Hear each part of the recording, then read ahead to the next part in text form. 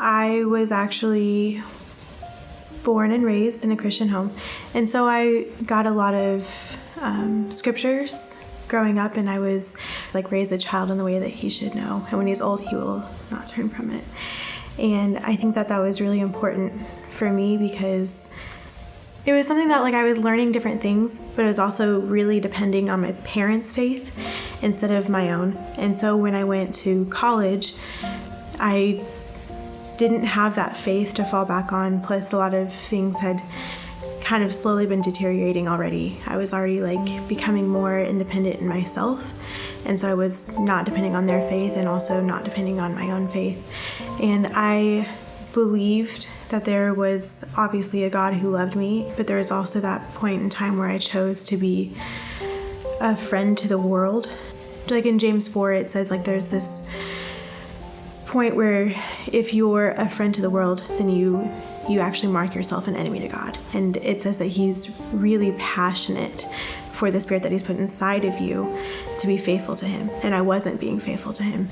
I chose to date. I wasn't allowed to date, and so I chose to date, and then I chose to do drugs, and I chose to do things that I thought I had been missing out on. And after a while of that, it was me choosing to be accepted by those people instead of being accepted by God. And I was really taken advantage of sexually, and I really pursued those people over and over again in order for that acceptance. And I think it came to a point where I was really frustrated with where I was. I knew what I should be doing, and I wasn't there. And I knew that I didn't want to do this anymore. And so I prayed to God, and I was like, you know what, God, I'm giving up men completely, and I'm not like gonna marry. I'm not gonna do anything unless you show me my husband today. And that morning I actually met my husband. He came up to me, and he was like literally the most handsome man I'd ever seen. And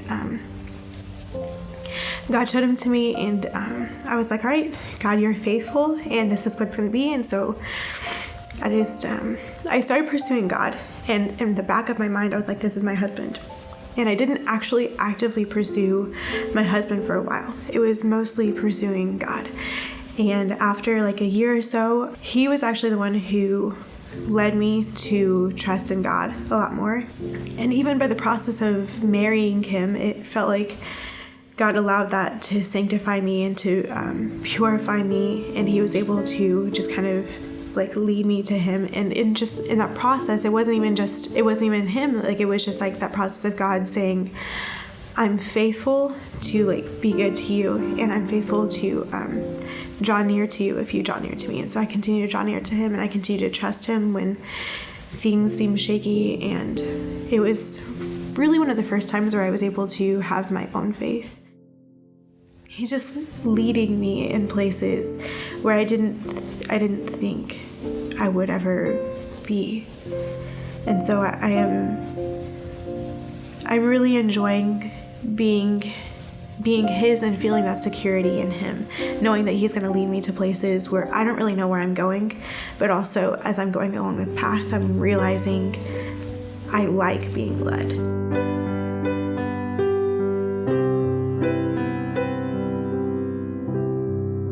I'm Sylia Real, and this is me.